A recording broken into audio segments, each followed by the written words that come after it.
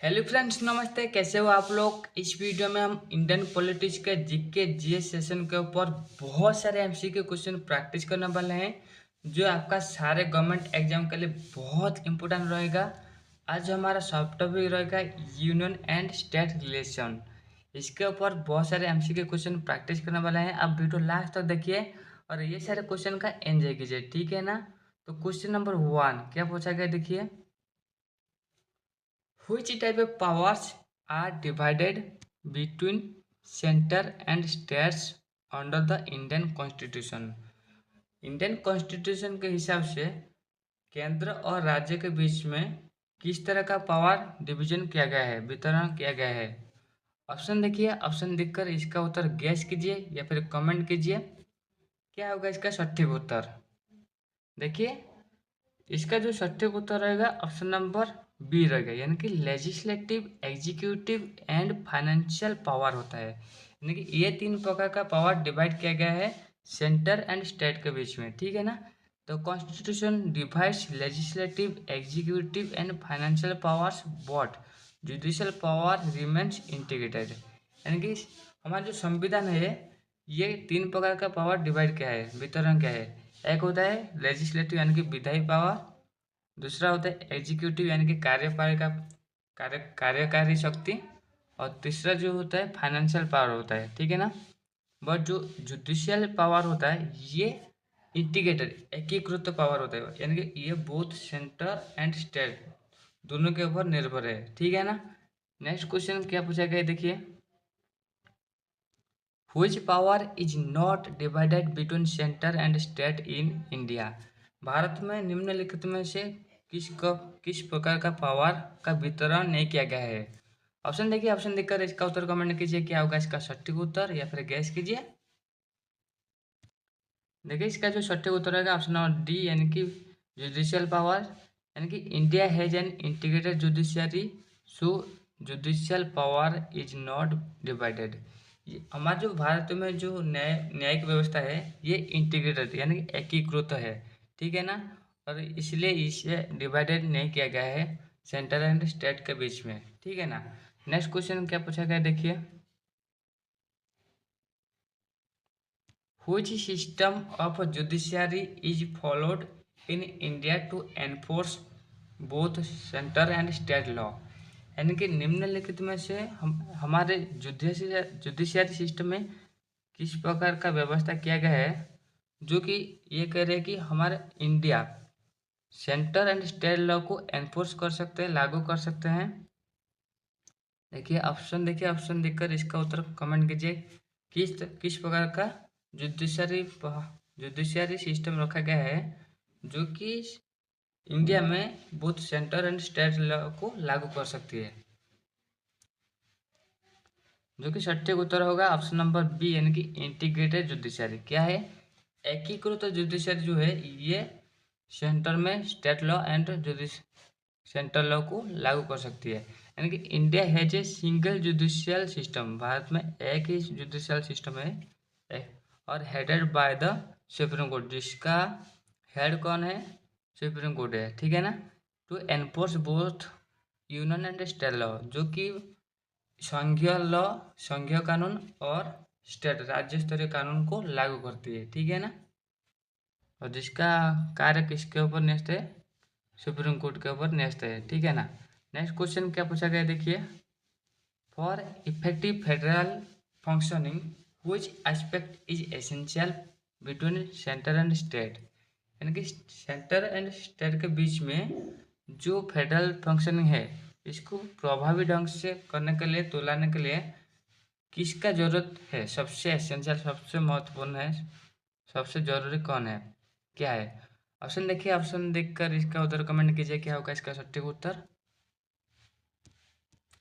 देखिए, इसका जो सटीक उत्तर है ऑप्शन नंबर बी, यानी कि मैक्सिमम हार्मनी एंड कोऑर्डिनेशंस, यानी कि समन्वय ठीक ठाक रहना चाहिए। यानी कि सेंटर एंड स्टेट के बीच में रिलेशन ठीक होना चाहिए, हार्मनी ठीक रहना चाहिए और कोऑर्डिनेशन, समन्वय ठीक रहना चाहिए। यानी coordination between the centre and states ensures smooth functioning of Indian federalism. यानी कि भारतीय संघवाद में ये जो कोऑर्डिनेशन अगर ठीक ठाक रहता है तो यानी कि सेंटर एंड स्टेट के बीच में, तब स्मूथली फंक्शन करती है भारतीय संघवाद। ठीक है ना।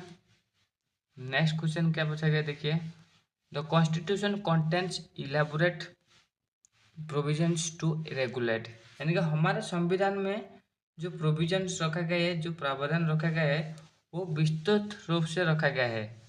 और किसे रेगुलेट करने के लिए इस तरह व्यवस्था रखा गया है। ऑप्शन देखिए, ऑप्शन देकर इसका उत्तर कमेंट कीजिए, क्या होगा इसका सटीक उत्तर।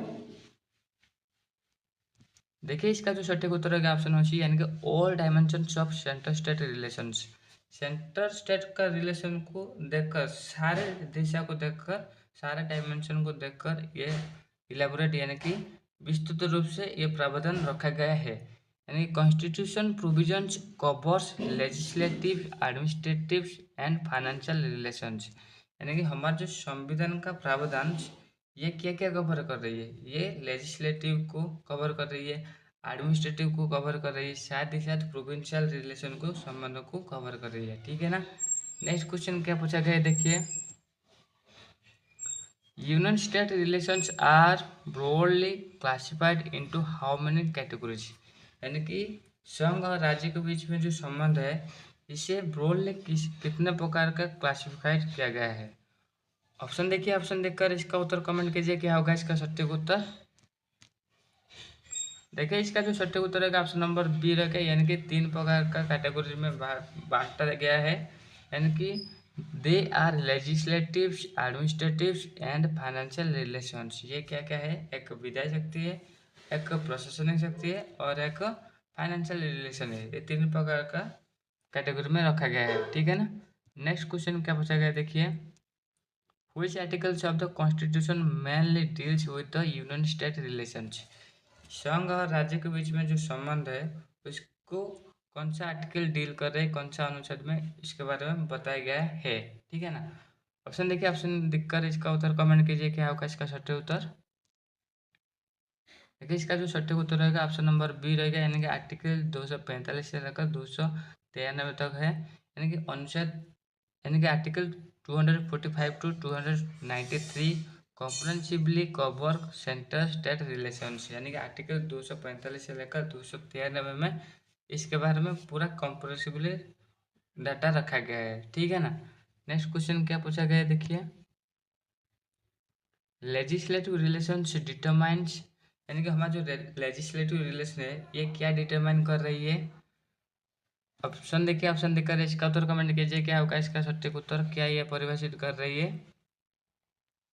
देखिए इसका जो सटीक उत्तर होगा ऑप्शन ऑफ बी, यानी कि which governments make laws on which subjects, यानी कि इसमें गवर्नर लॉ बना सकते हैं। ये जो लेजिस्लेटिव रिलेशन होता है, ये गवर्नर को लॉ मेकिंग करने के लिए पावर देती है। ठीक है ना। यानी legislative relation clarifies law making powers between centre and state. Centre किस क्षेत्र में लॉ बना सकती है, स्टेट किस क्षेत्र में लॉ बना सकते हैं, ये पूरा क्लैरिफाइड डिटेल दे रही है। ठीक है ना।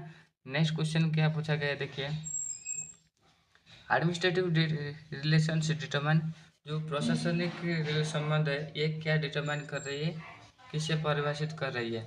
ऑप्शन देखिए, ऑप्शन देकर इसका उत्तर कमेंट कीजिए, क्या होगा इसका सटीक उत्तर। देखिए इसका जो सटीक उत्तर होगा ऑप्शन सी, यानी कि how executive powers are distributed and coordinated, यानी कि जो एग्जीक्यूटिव कार्यपालिका शक्ति जो है, ये किस तरह वितरण किया गया है और उसका समन्वय किस तरह है, ये डिटरमाइन कर रही है। यानी एडमिनिस्ट्रेटिव रिलेशंस, यानी they define the cooperations between centre and states in executive function.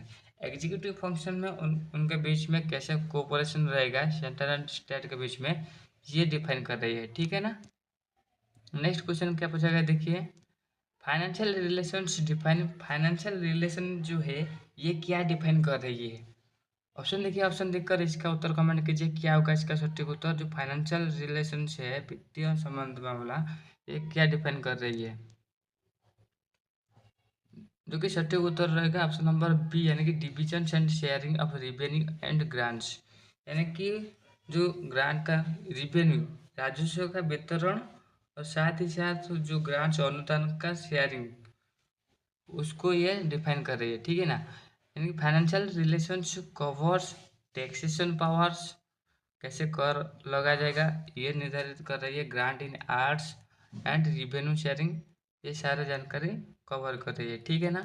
Next question क्या पूछा गया देखिए, India integrated judiciary helps in, India में जो एकीकृत न्यायिक पालिका व्यवस्था रखा गया है ये किस तरह हेल्प कर रही है, किस तरह मदद कर रही है। ऑप्शन देखिए, ऑप्शन देकर इसका उत्तर कमेंट कीजिए, क्या होगा इसका सटीक उत्तर। देखिए इसका जो सटीक उत्तर होगा ऑप्शन ऑफ बी, यानी कि enforcing both union and state law. ये क्या कर रही है, both union and state law को एनफोर्स कर रही है, कार्य कर रही है। यानी कि सिंगल जुडिशियल सिस्टम्स एंश्योर, ये सुनिश्चित कर रही है कि uniform interpretation of all law, यानी कि सारा जो लॉ है उसका व्याख्या ठीक समान रूप से किया जाए सारे देश भर में, ये सुनिश्चित कर रही है, ठीक है ना। नेक्स्ट क्वेश्चन क्या पूछा गया देखिए, Why did the Constitution create elaborate union-state relations provisions? हमारा संविधान क्यों एक विस्तृत रूप का यूनियन स्टेट रिलेशन का जो प्रावधान उससे रखा गया है, बनाया है, इससे बनाया है, ठीक है ना। ऑप्शन देखिए, ऑप्शन देखकर इसका उत्तर कमेंट कीजिए, क्या होगा इसका सटीक उत्तर। देखिए इसका जो सटीक उत्तर होगा ऑप्शन नंबर बी, यानी कि to avoid conflict and ensure smooth governance, यानी कि संघर्ष को रोकना और स्मूथ कैसे शासन व्यवस्था स्मूथली चले उसे सुनिश्चित करना, ये इसलिए इसे बनाया गया था, इसलिए ये विस्तृत रूप से उसका डिटेल दिया गया था प्रावधान को, ठीक है ना। यानी detail provisions ensure harmony in India's quasi federal structures, Bharat में जो अर्ध संघीय ढांचा है उसमें कैसे हार्मोनी रह पाए ये सुनिश्चित करता है, और डिटेल प्रोविजन के माध्यम से ये हो सकता है, ठीक है ना। नेक्स्ट क्वेश्चन क्या पूछा गया देखिए, which of the following is not part of the union state relations, निम्नलिखित में से कौन सा यूनियन स्टेट रिलेशन का एक अंश नहीं है। ऑप्शन देखिए, ऑप्शन देकर इसका उत्तर कमेंट कीजिए, क्या होगा इसका सटीक उत्तर। देखिए इसका जो सटीक उत्तर है ऑप्शन नंबर सी, यानी कि जुडिशियल रिलेशन, जो जुडिशियल रिलेशन है ये इसका कोई अंश नहीं है, यानी judicial judiciary is integrated, judiciary क्या होता है, ये इंटीग्रेटेड होता है, एकीकृत होता है। जो judicial relations are not separately classified, इसलिए सेपरेटली इसे क्लासिफाइड नहीं किया गया है, ठीक है ना। नेक्स्ट क्वेश्चन क्या पूछा गया है देखिए, the need for centre state coordination arises from, यानी कि सेंटर स्टेट के बीच बीच में समन्वय बनाए रखने की जरूरत है, ये कहाँ से एराइज हुआ है। ऑप्शन देखिए, ऑप्शन देकर इसका उत्तर कमेंट कीजिए, क्या होगा इसका सटीक उत्तर। देखिए इसका जो सटीक उत्तर होगा ये हमारा जो federal structures of the constitution, हमारे संविधान का जो संघीय ढांचा है उसमें ही ये जरूरत आ गया है, यानी कि division of power requires coordination for the effective federal functioning, effective federal functioning के लिए समन्वय का जरूरत बहुत है, ये जरूरी है, रिक्वायर है, ठीक है ना, और जो पावर का डिवीजन को दर्शा रही है। Next question, who is supreme in their respective field under normal circumstance, यानी कि सामान्य परिस्थिति में अपने दायरे में कौन सुप्रीम यानी कि सर्वोच्च रहते हैं। ऑप्शन देखिए, ऑप्शन देखकर इसका उत्तर गैस कीजिए, क्या होगा इसका सटीक उत्तर।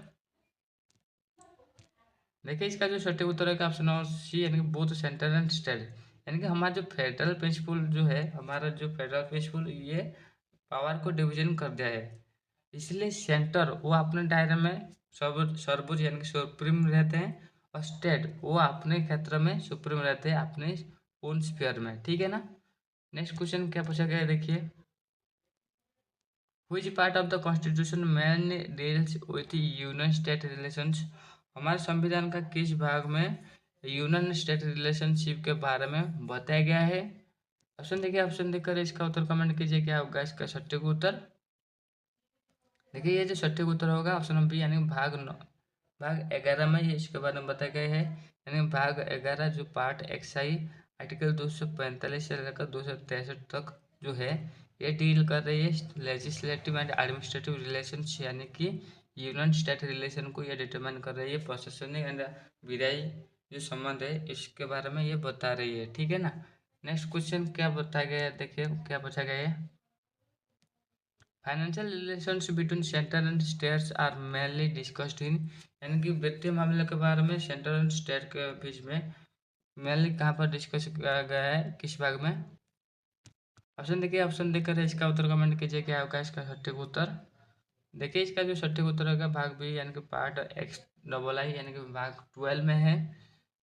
पार्ट एक्स डबल आई आर्टिकल 264 से लेकर 213 में इसमें इसके बारे में बताया गया है। ये कवर कर रही है financial relation and revenue sharing, राजस्व कैसे शेयरिंग किया जाएगा इसको ये सुनिश्चित कर रही है, और फाइनेंशियल रिलेशन को ये दर्शा रही है, ठीक है ना। नेक्स्ट क्वेश्चन क्या पूछा गया देखिए, the purpose of classifying union state relations is, union state relationship को जो क्लासिफाई किया गया है इसका मुख्य लक्ष्य क्या है, यानी कि पर्पज क्या है। ऑप्शन देखिए, ऑप्शन देखकर इसका उत्तर कमेंट कीजिए क्या होगा इसका सटीक उत्तर। देखिए इसका जो सटीक उत्तर होगा ऑप्शन ऑफ बी, यानी कि to reduce conflict and maintain federal harmony, यानी संघीय ढांचा बनी रहे और कोई भी द्वंद्व सृष्टि ना रहे, यानी कि संघर्ष सृष्टि ना रहे, संघर्ष को कम किया जाए, इसको बनाए रखने के लिए इस उद्देश्य से ये बनाया गया है, यानी कि इसे क्लासिफाई कर दिया गया था। यानी clear division of the relations ensure smooth federal functioning, smooth federal functioning के लिए क्लियर डिवीजन किया गया था, ठीक है ना। नेक्स्ट क्वेश्चन क्या पूछा गया देखिए, which body resolves disputes between centre and state regarding power divisions, यानी कि पावर डिवीजन के तहत सेंटर एंड स्टेट के बीच में कौन सा निकाय जो डिस्प्यूट होता है, विवाद सृष्टि होता है, उससे समाधान करती है। ऑप्शन देखिए, ऑप्शन देकर इसका उत्तर कमेंट कीजिए क्या होगा इसका सटीक उत्तर। देखिए इसका जो सटीक उत्तर होगा ऑप्शन ऑफ सी, यानी कि सुप्रीम कोर्ट ऑफ इंडिया, यानी कि Supreme Court ensures constitutional limits are not violated in federal disputes, यानी सुप्रीम कोर्ट जो होता है वो सुनिश्चित करता है कॉन्स्टिट्यूशनल लिमिट को नॉट वायलेटेड, यानी कॉन्स्टिट्यूशन जो लिमिट लगा है और कॉन्स्टिट्यूशन में जो कुछ भी है लॉ कानून उसे अगर उसे वायलेट नहीं किया, उल्लंघन नहीं करा जाएगा, ठीक है ना, ये सुनिश्चित करता है और इसलिए ये फेडरल डिस्प्यूट जो होता है इसे सॉल्व करती है, ठीक है ना। नेक्स्ट क्वेश्चन क्या पूछा गया देखिए, Indian federalism is called quasi federal mainly because, यानी ये भारतीय संघवाद जो है इसे क्वासी फेडरल यानी कि अर्ध संघीय व्यवस्था कहा गया है, पर ऐसा क्यों? ऑप्शन देखिए, ऑप्शन देखकर इसका उत्तर कमेंट कीजिए क्या होगा इसका सटीक उत्तर। सटीक उत्तर क्या होगा देखिए, इसका जो सटीक उत्तर है ऑप्शन नंबर ए, यानी कि centre is stronger than state, यानी कि हमारे जो ये अर्ध संघीय इसलिए है, सेंटर को ज़्यादा पावर दिया गया है, इमरजेंसी प्रोविजन में भी सारे पावर सेंटर के पास चला आता है, जैसे कि सेंटर से supremacy in legislative financial and administrative matters max Indian federalism quasi federals, यानी कि सारे जो लेजिस्लेटिव विधायी मामले हो या फिर फाइनेंशियल मैटर हो या फिर प्रशासनिक यानी कि एडमिनिस्ट्रेटिव मामले हो, सारे के जो सर्वोच्च क्षमता किसे दिया गया है, सेंटर को दिया गया है, इसीलिए इसे क्वासी फेडरल फेडरलिज्म कहा गया है, ठीक है ना। नेक्स्ट क्वेश्चन क्या पूछा गया देखिए, how many subjects are currently in union list, union list में यानी कि संघ सूची में कितने कितने विषय को शामिल किया गया है। ऑप्शन देखिए, ऑप्शन देखकर इसका उत्तर कमेंट कीजिए क्या होगा इसका सटीक उत्तर। देखिए इसका जो सटीक उत्तर है ऑप्शन ऑफ बी, यानी कि 100 विषय को शामिल किया गया है संघ सूची में। द यूनियन लिस्ट यानी कि संघ सूची has 100 subjects after amendment including defence and foreign affair, रक्षा और फॉरेन अफेयर को यानी डिफेंस और फॉरेन अफेयर जैसे सूची इसमें शामिल है, जैसे विषय शामिल है इसमें, और अमेंडमेंट के दौरान इसे 100 विषय को रखा गया था, ठीक है ना। नेक्स्ट क्वेश्चन क्या पूछा गया देखिए, which list has subjects like defence foreign affair and currency, यानी कि रक्षा फॉरेन अफेयर फॉरेन मामले यानी कि विदेशी मामले और मुद्रा, इन जैसे विषय पर जो रखा गया है वो किस सूची में अंतर्गत है ये सारे विषय। ऑप्शन देखिए, ऑप्शन देखकर इसका उत्तर कमेंट कीजिए क्या होगा इसका सटीक उत्तर।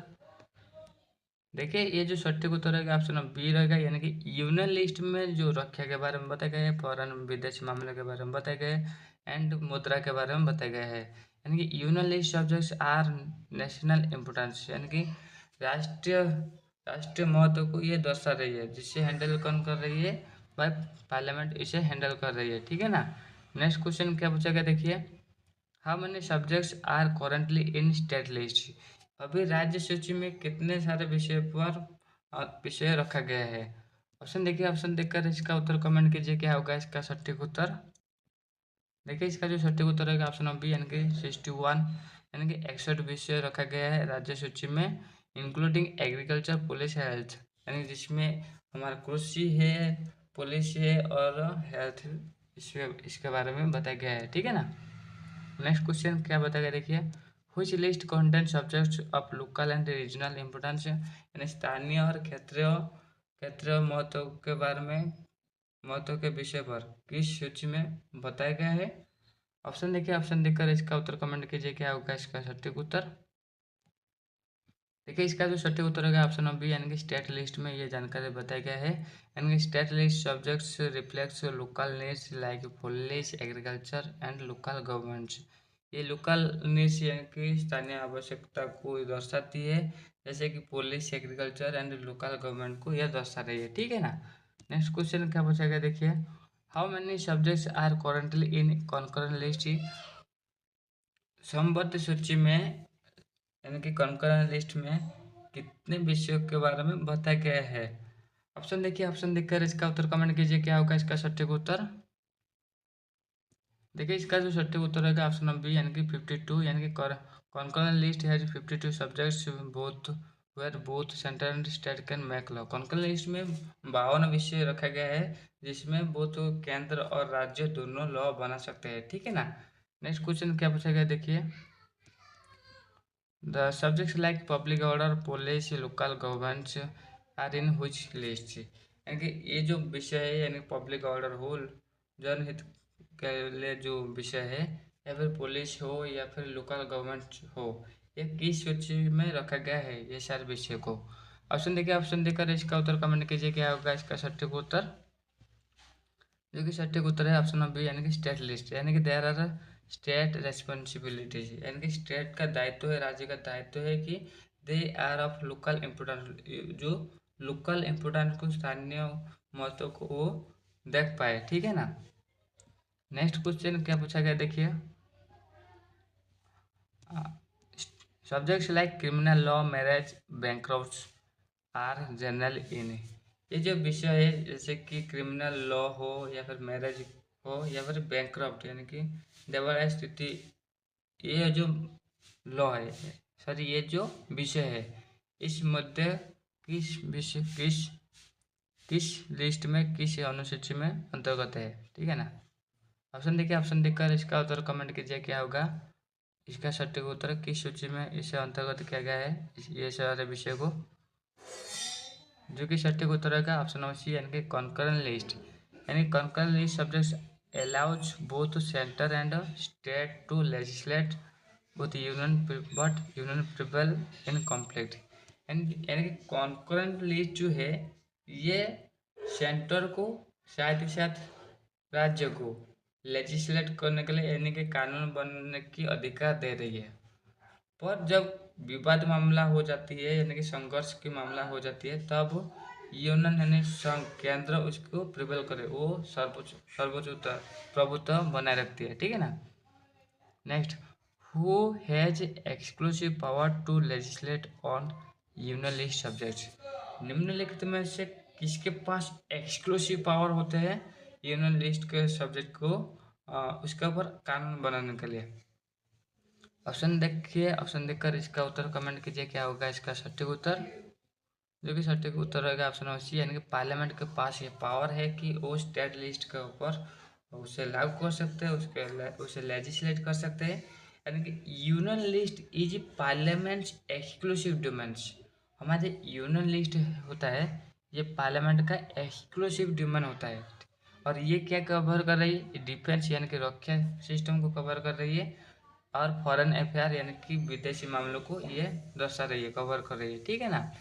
नेक्स्ट क्वेश्चन क्या पूछा गया देखिए, which article which article of the constitution allow the divisions of subjects into three lists।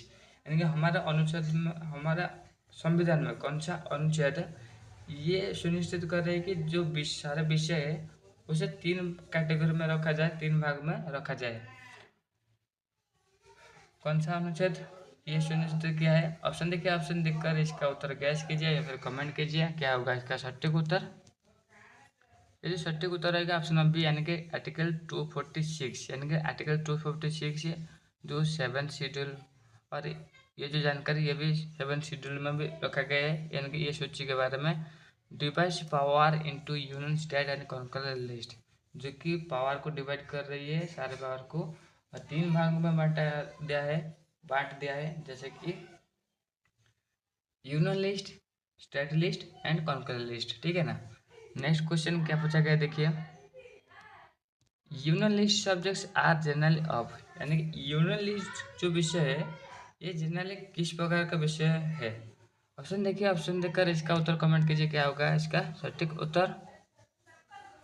जो कि सटीक उत्तर होगा ऑप्शन नंबर बी, यानी कि नेशनल इम्पोर्टेंस, यानी कि union list includes defence, foreign affairs, currency which are national in natures, यानी कि राष्ट्रीय महत्व को ये गुरुत्व दे रही है। यूनियन लिस्ट उस विषय पर ये कार्य कर रही है, यानी कि यूनियन लिस्ट इंक्लूड्स ये क्या क्या विषय को लेकर बना है, जैसे कि डिफेंस रक्षा हो सकता है, हो रक्षा है, और फॉरेन अफेयर है, और करेंसी है, जो नेशनल इन नेचर उसका प्रकृति जातीयता है। ठीक है ना, जातीय। अभी चलिए नेक्स्ट क्वेश्चन पर। नेक्स्ट क्वेश्चन क्या पूछा गया है देखिए, state list subjects are generally of, यानी कि स्टेट लिस्ट में जितने सारे भी सूची रखा गया है ये किस प्रकार का होता है और किस क्षेत्र को ये शो कर रही है? ऑप्शन देखिए, ऑप्शन देखकर इसका उत्तर कमेंट कीजिए क्या होगा इसका सटीक उत्तर।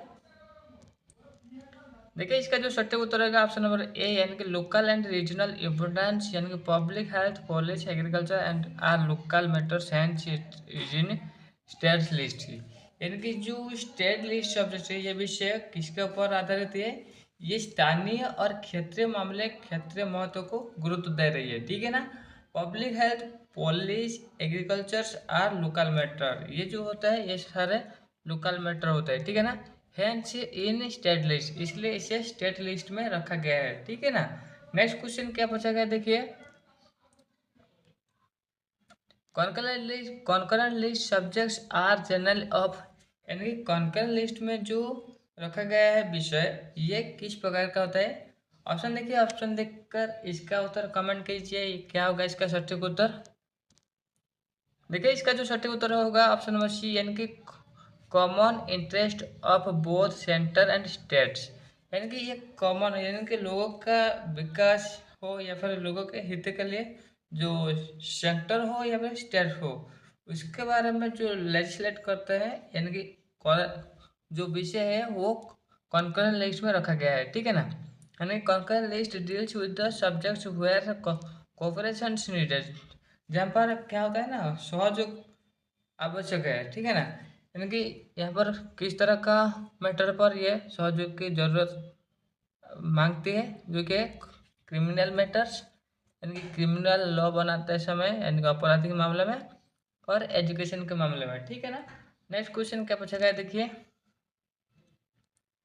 Which list is known as the grey area of Indian federalism because both can legislate, यानी निम्नलिखित में से किस किस लिस्ट को, किस सूची को ग्रे एरिया के नाम पर जाना जाता है और ऑफ इंडियन फेडरलिज्म, और ये हमारा जो भारतीय संघवाद का ग्रे एरिया होता है। बिकॉज कैन लेजिस्लेट, क्योंकि ये लेजिस्लेट कर सकता है। किस लिस्ट को कहा गया है? ऑप्शन देखिए, ऑप्शन देकर इसका उत्तर कमेंट कीजिए क्या होगा इसका सटीक उत्तर। देखिए इसका जो सटीक उत्तर होगा ऑप्शन नंबर सी, यानी कि कॉन्करेंट लिस्ट को ग्रे एरिया के नाम पर रखा गया है। यानी concurrent list allows dual legislation, ये क्या क्या अलाउ कर रही है? डुअल लेजिस्लेशन को अलाउ कर रही है। ठीक है ना। But union law prevails in conflict, but जो यूनियन लॉ होता है ये जब कोई भी विवाद सृष्टि होता है यानी संघर्ष सृष्टि होता है उसके ऊपर ये प्रिविल यानी प्रभुत्व जाहिर कर रही है, ठीक है ना। हाँ, इसलिए जो कॉन्करेंट लिस्ट होता है ये ग्रे एरिया, ग्रे मतलब जो पूरा डार्क नहीं पूरा वाइट भी नहीं, मीडियम पॉइंट जो है, इसलिए इसे ग्रे एरिया कहा गया है, ठीक है ना। नेक्स्ट क्वेश्चन क्या पूछा गया देखिए, who prevails in case of conflicts on concurrent list loss, यानी कॉन्करेंट लिस्ट लॉ में अगर कुछ कॉन्फ्लिक्ट सिचुएशन आ जाते हैं तो उसका प्रभुत्व कौन करते हैं, यानी कि अगर कोई भी द्वंद्व सृष्टि होता है उसका समाधान कौन करते हैं, यानी कि उन किसका राय उस पर उस टाइम में ज़्यादा इम्पोर्टेंट माना जाएगा। ऑप्शन देखिए, ऑप्शन देकर इसका उत्तर कमेंट कीजिए क्या होगा इसका सटीक उत्तर। देखिए इसका जो सटीक उत्तर है ऑप्शन नंबर बी, यानी कि यूनियन लॉ, यानी संघ जो लॉ जाहिर करेगा जिस लॉ को लेजिस्लेट करेगा उससे ज़्यादा पावरफुल माना जाएगा, यानी कि article 254 gives primacy to union's law in case of concurrent list conflicts, यानी कि अनुच्छेद 254 ये क्या दे रही है, ये यूनियन लॉ को प्राइमेसी दे रही है, ठीक है ना। इन case of concurrent list conflict, यानी कि जब विवाद सृष्टि होता है कॉन्करेंट लिस्ट में तो इस अनुच्छेद के तहत यूनियन लॉ लागू होता है, ठीक है ना। नेक्स्ट क्वेश्चन क्या पूछा गया देखिए, during national emergency parliament can legislate on, यानी कि राष्ट्रीय इमरजेंसी के टाइम हमारा जो संसद वो जो लेजिस्लेट करते हैं वो किस लॉ के ऊपर लेजिस्लेट करते हैं। ऑप्शन देखिए, ऑप्शन देखकर इसका उत्तर कमेंट कीजिए क्या होगा इसका सटीक उत्तर। देखिए इसका जो सटीक उत्तर है ऑप्शन नंबर सी, यानी कि both state and union list subjects, यानी दोनों मैटर पर संसद आइन बनाएगा लेजिस्लेट कर सकते हैं, या फिर यह अनुच्छेद उन्हें यह अधिकार दे रही है, यानी कि अनुच्छेद 250 allows parliament to legislate on state list during national emergency के टाइम पार्लियामेंट आमतौर पर तो यूनियन लिस्ट में जो लेजिस्लेटिव काम वो पार्लियामेंट करती है और इस इमरजेंसी सिचुएशन में वो स्टेट का भी लेजिस्लेटिव काम करती है, ठीक है ना। नेक्स्ट क्वेश्चन क्या पूछा गया देखिए, residuary subjects not in any list belongs to, यानी कि जो रेसिडुअरी सब्जेक्ट होता है ये किसी भी लिस्ट में नहीं है, किसी भी सूची में नहीं है, और इस टाइम में इस सिचुएशन में क्या होगा और इसे क्या दिया जाएगा, इसे ये इसके ऊपर जो लेजिस्लेशन करने के लिए किसे दायित्व दिया जाएगा। ऑप्शन देखिए, ऑप्शन देखकर इसका उत्तर कमेंट कीजिए क्या होगा इसका सटीक उत्तर। देखिए इसका जो सटीक उत्तर है ऑप्शन नंबर बी, यानी कि यूनियन गवर्नमेंट्स कौन होते हैं, कौन लेजिस्लेट करते हैं, जो कि यूनियन गवर्नमेंट होते हैं वो इसके ऊपर लेजिस्लेट करते हैं। Article 248 and entry 97 of union list का जो आर्टिकल 248 एंड एंट्री 97 इसके तहत वो क्या करते हैं, give the residual power to the parliament, और ये जो यानी अनुच्छेद 248 एंड एंट्री 97 ये दो जो चीज़ें हैं ये हमारे पार्लियामेंट को रेसिडुअल पावर को तुलाने के लिए अधिकार दे रही है, ठीक है ना। नेक्स्ट क्वेश्चन क्या पूछा गया देखिए, batting and gambling falls under which list, यानी किस लिस्ट के किस अनुसूची में ये जो बैटिंग और गैम्बलिंग जुआ और सट्टा कहते हैं ना उसे ये विषय उस लिस्ट में उस सूची में आ रही है। ऑप्शन देखिए, ऑप्शन देखकर इसका उत्तर कमेंट कीजिए क्या होगा इसका सटीक उत्तर। देखिए इसका जो सटीक उत्तर होगा ऑप्शन नंबर बी, यानी कि स्टेट लिस्ट में ये आती है। Batting and gambling falls under which list, ये स्टेट लिस्ट में आती है, ठीक है ना। State list subjects includes local and social matter like batting and gambling, state list जो है ये लोकल एंड सोशल मैटर के ऊपर जैसे कि बैटिंग गैम्बलिंग के ऊपर ये रखा गया है, स्टेट लिस्ट में ये सूचीबद्ध है इस विषय पर, ठीक है ना। नेक्स्ट क्वेश्चन क्या पूछा गया देखिए, banking and atomic energies are in which list, यानी कि बैंकिंग एंड एटॉमिक एनर्जी ये किस लिस्ट में रखा गया, इस विषय को इस मामले को किस सूची में रखा गया है। ऑप्शन देखिए, ऑप्शन देखकर इसका उत्तर कमेंट कीजिए क्या होगा इसका सटीक उत्तर। देखिए इसका जो सटीक उत्तर रहेगा ऑप्शन नंबर ए, यानी कि यूनियन लिस्ट में इसे रखा गया है, यानी critical national matters like banking and atomic energy are union list subjects, ये संघीय सूची में रखा गया है, ठीक है ना। और ओके, नेक्स्ट क्वेश्चन क्या पूछा गया देखिए, taxes on lands and buildings are levied by, यानी कि जो बिल्डिंग होते हैं और जो लैंड होते हैं उसके ऊपर जो कर लगाया जाता है, टैक्सेस लगाया जाता है, उसका दायित्व किस सूची में है और किसके ऊपर ये रखा गया है। ऑप्शन देखिए, ऑप्शन देकर इसका उत्तर कमेंट कीजिए, क्या होगा इसका सटीक उत्तर। जो कि सटीक उत्तर होगा ऑप्शन नंबर बी, यानी कि स्टेट गवर्नमेंट को ये पावर दिया गया है, यानी कि स्टेट लिस्ट में इसे इंक्लूड किया गया है, यानी कि लैंड एंड बिल्डिंग के ऊपर टैक्स लगाना ये स्टेट लिस्ट में भी रखा गया है। जैसे कि इसे local taxation like the taxes on the land and building, इस विषय में इसे इंक्लूड किया गया है, ठीक है ना। नेक्स्ट क्वेश्चन क्या पूछा गया देखिए, legislative relations in India are based on which principles, यानी कि भारत में जो लेजिस्लेटिव रिलेशंस होता है ये किस प्रिंसिपल के आधारित है। ऑप्शन देखिए, ऑप्शन देखकर इसका उत्तर कमेंट कीजिए, क्या होगा इसका सटीक उत्तर। देखिए इसका जो सटीक उत्तर होगा ऑप्शन नंबर बी, यानी कि dual polity with central dominance, यानी कि ये डुअल डुअल पॉलिटी को दर्शा रही है, जिसमें सेंटर क्या होता है, ये डोमिनेंस दिखा रही है, ठीक है ना। Legislative relation in India based on which principle, यानी कि डुअल पॉलिटी यहाँ पर चल रही है और जिसमें सेंटर को ज़्यादा पावर दिया गया है, यानी कि प्रभुत्व दिया गया है, यानी कि India is a quasi federal where legislative powers are divided but union has the upper hand, यानी कि यूएन सॉन्ग को ज़्यादा पावर दिया गया है और ये क्वासी फेडरल है, ठीक है ना। नेक्स्ट क्वेश्चन क्या पूछा गया देखिए, which list allows both parliament and state legislature to legislate, यानी कि निम्नलिखित में से किस सूची ये हमारे संसद और राज्य को लेजिस्लेचर करने के लिए पावर दे रही है, यानी कि संसद और विधानमंडल को आइन बनाने की शक्ति दे रही है। ऑप्शन देखिए, ऑप्शन देखकर इसका उत्तर कमेंट कीजिए, क्या होगा इसका सटीक उत्तर।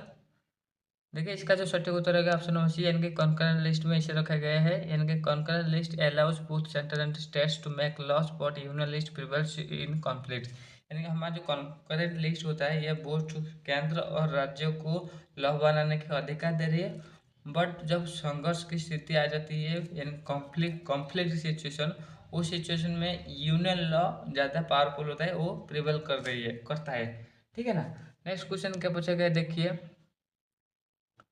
Which of the following is a concurrent list subject, निम्नलिखित में से क्या कॉन्करेंट लिस्ट सब्जेक्ट में आती है। ऑप्शन देखिए, ऑप्शन देकर इसका उत्तर कमेंट कीजिए, क्या होगा इसका सटीक उत्तर। जो कि सटीक उत्तर होगा ऑप्शन नंबर सी, यानी क्रिमिनल लॉ। जो क्रिमिनल लॉ होता है, ये criminal law and marriage education labour welfare, ये कॉन्करेंट लिस्ट में आती है, यानी कि स्टेट एंड सेंटर इसके ऊपर कानून बना सकते हैं, ठीक है ना। नेक्स्ट क्वेश्चन क्या पूछा गया देखिए, how many subjects are in the concurrent list currently, वर्तमान हमारे कॉन्करेंट लिस्ट में कितने विषय को लिस्टिंग किया गया है। ऑप्शन देखिए, ऑप्शन देखकर इसका उत्तर कमेंट कीजिए, क्या होगा इसका सटीक उत्तर। देखिए इसका जो सटीक उत्तर है ऑप्शन नंबर बी, यानी कि 52, यानी कि इसे 47 से लेकर 52 रखा गया है, यानी करेंटली हमारा जो सब्जेक्ट कितने विषय रखा गया है कॉन्करेंट लिस्ट में, जो कि 52 है, ये अमेंडमेंट के बाद इसे रखा गया है, ठीक है ना। नेक्स्ट क्वेश्चन क्या पूछा गया देखिए, residual powers under Indian constitution are vested in, यानी कि हमारा जो रेसिडुअल पावर होता है हमारे भारतीय संविधान का, ये किसके ऊपर न्यस्त किया गया है। ऑप्शन देखिए, ऑप्शन देखकर इसका उत्तर कमेंट कीजिए, क्या होगा इसका सटीक उत्तर। जिसका सटीक उत्तर होगा ऑप्शन नंबर सी, यानी कि यूनियन गवर्नमेंट, यानी कि संघ सरकार के ऊपर इसे रखा गया है, यानी कि आर्टिकल 240 एंड एंट्री 97 जो यूनियन लिस्ट दर्शा रही है, gives residual power to parliament, ये रेसिडुअल पावर किसे दे रही है, हमारे संसद को दे रही है। नेक्स्ट क्वेश्चन क्या पूछा गया देखिए, रेसिडुअल पावर से इंक्लूड सब्जेक्ट्स दैट आर, हमारा जो रेसिडुअल पावर होता है ये किस तरह का सब्जेक्ट को लेकर बना है, यानी कि किस प्रकार विषय को लेकर यह बना बना हुआ है। ऑप्शन देखिए, ऑप्शन देखकर इसका उत्तर कमेंट कीजिए क्या होगा इसका सटीक उत्तर। जो कि सटीक उत्तर होगा ऑप्शन नंबर सी, यानी कि not mentioned in any list, यानी कि रेसिडुअल पावर जो होता है यह फॉर न्यू एंड और unforeseen subjects like IT laws और साइबर लॉज। ये जो कुछ नया कानून ऐसे बना जाते हैं, यानी कि आईटी लॉ जैसे हो जाता है या फिर साइबर लॉ हो जाता है या फिर स्पेस के बारे में होता है। इस सिचुएशन में ये जो एक्स्ट्रा जो विषय है इसे कोई भी अनुसूची में नहीं रखा गया है, कोई भी सूची में नहीं रखा गया है। और इसे इसे यहाँ पर जो ऑप्शन दिए गए हैं ऑप्शन सी, यानी कि not mentioned in any list, इसी हिसाब से प्रश्न के हिसाब से ये उत्तर ठीक रहेगा। तो नेक्स्ट क्वेश्चन चलिए क्या पूछा गया देखिए। Who directs the governor to reserve certain bills for the president's considerations? यानी कि निम्नलिखित में से राज्यपाल को कौन डायरेक्शन देते हैं तो रिजर्व सर्टेन बिल, कुछ बिल को रिजर्व करके रख सकते हैं फॉर प्रेसिडेंट्स कंसिडरेशन, यानी कि किस अनुच्छेद के तहत गवर्नर उसे रिजर्व करके रख सकते हैं, जो बिल को विधेयक को रिजर्व करके रख सकते हैं प्रेसिडेंट की कंसिडरेशन करने के लिए, यानी कि प्रेसिडेंट के आसन करने के लिए उसे रख सकते हैं रिजर्व करके। किस अनुच्छेद हमारे गवर्नर को ये पावर दे रही है। देखिए सटीक उत्तर होगा ऑप्शन नंबर बी, यानी कि आर्टिकल 200, यानी कि article 200 direct governor to reserve states bills that derogates high courts powers for presidents, यानी कि अगर कुछ विधेयक यानी कि बिल जो हाई कोर्ट पावर को डेरोगेट कर रही है, उसे हनन कर रही है, तो उस सिचुएशन में हमारे जो गवर्नर होते हैं वो प्रेसिडेंट के आसन के लिए या फिर प्रेसिडेंट की कंसिडरेशन करने के लिए उसे रिजर्व करके रख सकते हैं, ठीक है ना। नेक्स्ट क्वेश्चन क्या पूछा गया देखिए। Governor must to reserve a bill for the president chief, governor क्या करते हैं एक बिल को रखते हैं प्रेसिडेंट के कंसिडरेशन करने के लिए। तो ये क्यों करते हैं। ऑप्शन देखिए, ऑप्शन देकर इसका उत्तर कमेंट कीजिए क्या होगा इसका सटीक उत्तर। देखिए इसका जो सटीक उत्तर होगा ऑप्शन नंबर सी, यानी कि it affects high courts power, ये हाई कोर्ट पावर को अफेक्ट कर रही है इसलिए इसे इस तरह रखा गया है। यानी कि article 200 mandates that bill affecting high courts power be reserved for president's assent. और आर्टिकल 200 जो ये क्या मैंडेट कर रहे हैं, bill affecting high court power, high court power को ये अफेक्ट कर रही है और इसे रिजर्व करके रखा गया प्रेसिडेंट के असेंट के लिए, ठीक है ना। नेक्स्ट क्वेश्चन क्या पूछा गया देखिए। Which type of government systems does India follow in administrative control, यानी प्रशासनिक नियंत्रण में गवर्नमेंट ऑफ इंडिया किस प्रकार का व्यवस्था को चालू कर रही है, फॉलो कर रही है। ऑप्शन देखिए, ऑप्शन देख के इसका उत्तर कमेंट कीजिए क्या होगा इसका सटीक उत्तर। देखिए इसका जो सटीक उत्तर होगा ऑप्शन नंबर बी, यानी कि क्वासी फेडरल होती है सेंट्रल पास, ये क्या अर्धसंघीय व्यवस्था को फॉलो कर रही है जिसमें सेंटर को भी ज़्यादा शक्ति दिया गया है। यानी कि Indian administrative system favours central supervision over states, यानी कि स्टेट को पर्यवेक्षण करने के लिए, स्टेट को निगरानी करने के लिए उसे रखा गया है, यानी कि एडमिनिस्ट्रेटिव सिस्टम बना है इसके लिए। नेक्स्ट क्वेश्चन क्या पूछा गया देखिए। The executive powers of the state must be exercise, यानी कि स्टेट का जो एग्जीक्यूटिव पावर होता है इसे किस तरह प्रयोग किया जाता है। ऑप्शन देखिए, ऑप्शन देखकर इसका उत्तर कमेंट कीजिए क्या होगा इसका सटीक उत्तर। देखिए इसका जो सटीक उत्तर होगा ऑप्शन नंबर बी, यानी कि टू कंप्लाई, कंप्लाई होती है यूनियन लॉज, यूनियन लॉ के साथ ये कंप्लाई कर रही है, ठीक है ना। States must ensure union laws are implemented not obstruct union powers, ये इम्प्लीमेंट किया जा रही है और ये यूनियन पावर को ऑब्स्ट्रक्ट नहीं कर रही है, ठीक है ना। नेक्स्ट क्वेश्चन क्या पूछा गया देखिए। If A state does not comply union directives the, यानी कि संघ के नियम को वो फॉलो नहीं कर रहे संघ के हिसाब से, यानी कि हमारे संविधान के हिसाब से नहीं चल रही है, अगर स्टेट लॉ को वो फॉलो नहीं कर, यानी कि संघ के नियम को वो फॉलो नहीं कर रहे एक राज्य, उस सिचुएशन में स्टेट क्या कर सकते हैं। देखिए स्टेट क्या कर सकते हैं, जो कि सटीक उत्तर होगा ऑप्शन नंबर बी, यानी कि इनबुक्स आर्टिकल 356, यानी कि आर्टिकल 356 को लागू कर सकती है यानी कि यूनियन जो कि प्रेसिडेंट्स रूल होता है। Allow centre to take over state administration for non compliance. अगर स्टेट संघ के नियम के हिसाब से यानी कि संघ के यूनियन के डायरेक्टिव के हिसाब से नहीं चल रही है तो उस सिचुएशन में प्रेसिडेंट रूल लागू होता है और जो स्टेट के एडमिनिस्ट्रेटिव प्रोसेस को वो सेंटर ले जाती है। नेक्स्ट क्वेश्चन क्या पूछा गया देखिए, which articles allow the center to take over state administrations for failures of constitutional machinery। यानी कि संवैधानिक तंत्र का अगर फेलियर हो जाता है, स्टेट उसको नहीं फॉलो कर रही है, संविधान के हिसाब से नहीं चल रही, तो कौन सा आर्टिकल के तहत सेंटर उसके ऊपर एक्शन ले सकते हैं, यानी कि जो स्टेट एडमिनिस्ट्रेशन प्रोसेस को उसे टेक ओवर कर सकते हैं। ऑप्शन देखिए, ऑप्शन देखकर इसका उत्तर कमेंट कीजिए क्या होगा इसका सटीक उत्तर। देखिए इसका जो सटीक उत्तर होगा ऑप्शन बी, यानी कि आर्टिकल 356। अनुच्छेद 356 is used for president's rule in case of state failure to comply with the constitutions. यानी कि अनुच्छेद 356 ये यूज्ड फॉर प्रेसिडेंट रूल्स, ये इसे क्यों यूज किया गया है, प्रेसिडेंट रूल के लिए इसे यूज किया जाता है। और प्रेसिडेंट रूल कब लागू होते हैं, अगर स्टेट फेलियर हो जाता है, जो कॉन्स्टिट्यूशन संवैधानिक रूप से काम करने में वो असमर्थ हो जाता है स्टेट, तब इसे लागू किया जाता है, ठीक है ना। नेक्स्ट क्वेश्चन क्या पूछा गया देखिए, administrative relations between state and centres reflects. जो एडमिनिस्ट्रेटिव रिलेशन है राज्य और केंद्र के बीच में, ये क्या दर्शा रही है। ऑप्शन देखिए, ऑप्शन देखकर इसका उत्तर कमेंट कीजिए क्या होगा इसका सटीक उत्तर। देखिए इसका जो सटीक उत्तर होगा ऑप्शन बी, यानी कि स्ट्रॉन्ग सेंट्रल सुपरविजन। ये क्या दर्शा रही है, स्ट्रॉन्ग सेंट्रल सुपरविजन को यह दर्शा रही है। यानी कि the centre can issue directives and states most comply. Centre directive issue कर सकते हैं और जो स्टेट है वो मोस्ट कंप्लाई उसे कंप्लाई करती है। नेक्स्ट क्वेश्चन क्या पूछा गया देखिए, labour welfare and trade unions are part of which list.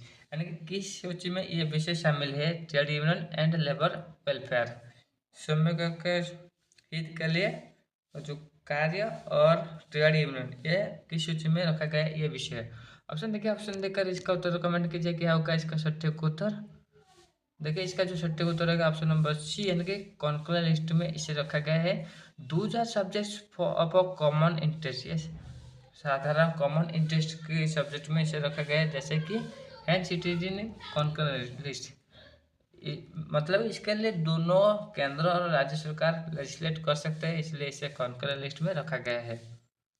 Next question क्या बचेगा देखिए, prevention of cruelty of to animals included in. यानी कि एनिमल के ऊपर जो क्रुएलिटी उसको प्रिवेंट करना, ये विषय किस अनुसूची में रखा गया है, किस सूची में रखा गया है। ऑप्शन देखिए, ऑप्शन देखकर इसका उत्तर कमेंट कीजिए क्या होगा इसका सटीक उत्तर। देखिए इसका जो सटीक उत्तर होगा ऑप्शन नंबर सी, यानी कि कॉन्करेंट लिस्ट में इसे रखा गया है। यानी subjects needing the uniform national policy are in concurrent list.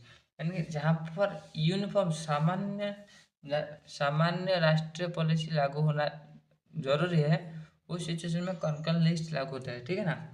Next question क्या पूछा गया देखिए, economics and social planning is a subject of. यानी कि इकोनॉमिक और सोशल प्लानिंग जो होता है, ये जो विषय किस सूची में रखा गया है। ऑप्शन देखिए, ऑप्शन देखकर इसका उत्तर कमेंट कीजिए क्या होगा इसका सटीक उत्तर।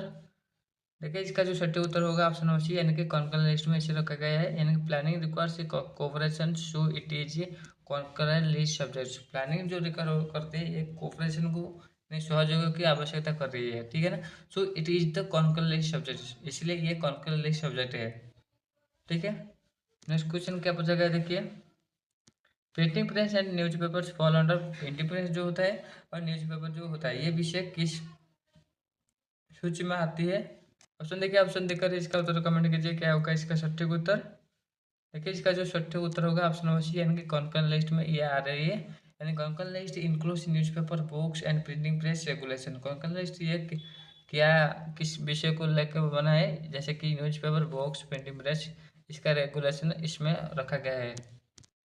Next question, which provisions empowers the centers to ensure state compliance with its law। यानी कि निम्नलिखित में से किस प्रावधान जो सेंटर को एम्पावर कर रही है, अधिकार दे रही है कि स्टेट में कॉम्प्लायंस विथ लॉ, यानी कि सेंटर के लॉ के हिसाब से स्टेट चले, ये सुनिश्चित कर रही है, करती है। ऑप्शन है क्या? ऑप्शन देकर इसका उत्तर कमेंट कीजिए, क्या होगा इसका सटीक उत्तर, जो कि सटीक उत्तर होगा ऑप्शन नंबर बी, यानी article 256। Article 256 obliged state to ensure compliance with the union laws, यानी यूनियन जो लॉ बनाती है उसे स्टेट लागू करना चाहिए। अगर लागू नहीं कर रही है, उसमें फेल हो जा रही है, तब हमारे अनुच्छेद 256 के तहत उसके ऊपर यानी कि क्या प्रेसिडेंट रूल लागू हो जाते हैं उस सिचुएशन में। नेक्स्ट क्वेश्चन क्या होता है, पूछा गया, देखिए president rules represents, president rule क्या रिप्रेजेंट कर रही है, क्या दर्शा रही है। ऑप्शन देखिए, ऑप्शन देखकर इसका उत्तर कमेंट कीजिए, क्या होगा इसका सटीक उत्तर। देखिए इसका जो सटीक उत्तर होगा ऑप्शन नंबर बी, यानी कि breakdown of the state constitutional machinery. State constitutional machinery को ब्रेकडाउन करना, ये प्रेसिडेंट रूल को दर्शा रही है। प्रेसिडेंट रूल्स यानी कि article 356 is imposed when state fails to follow the constitution, जब स्टेट कॉन्स्टिट्यूशन के हिसाब से नहीं चलती है तब इसे लागू किया जाता है। नेक्स्ट क्वेश्चन क्या पूछा गया, देखिए residual powers in India are unlike the US. हमारे भारत में जो रेसिडुअल पावर होता है यूएस की रेसिडुअल पावर से अलग है, कैसे? ऑप्शन देखिए, ऑप्शन देखकर इसका उत्तर गैस कीजिए, क्या होगा इसका सटीक उत्तर। देखिए इसका जो सटीक उत्तर रहेगा ऑप्शन नंबर बी रहेगा, यानी कि they lie with the centre in India.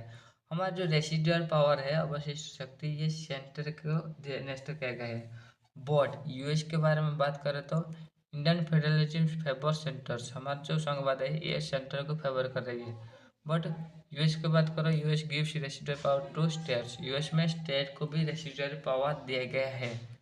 Next question क्या पूछा गया, देखिए the overall natures of Indian administrative relations is, यानी कि इंडिया का जो एडमिनिस्ट्रेटिव रिलेशन है इसका ओवरऑल नेचर क्या है। ऑप्शन देखिए, ऑप्शन देकर इसका उत्तर कमेंट कीजिए, क्या होगा इसका सटीक उत्तर। देखिए इसका जो सटीक उत्तर होगा ऑप्शन नंबर सी, यानी कि सेंट्रलाइज विथ फेडरल फीचर्स। ये क्या कर रही है, सेंट्रलाइज कर रही है, फेडरल फीचर्स को सेंट्रलाइज कर रही है, ठीक है ना। Indian federalism is quasi federal, ये क्या होता है, क्वासी फेडरल होता है, where administration tilt towards the centres.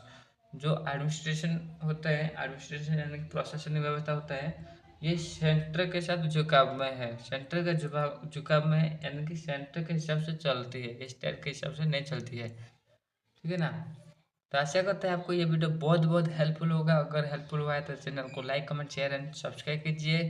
साथ ही साथ इसका वीडियो पाने के लिए आप हमारे टेलीग्राम ग्रुप में ज्वाइन हो जाइए, जिसका लिंक आप वीडियो डिस्क्रिप्शन में पा सकते हैं। So guys, thank you for watching this video.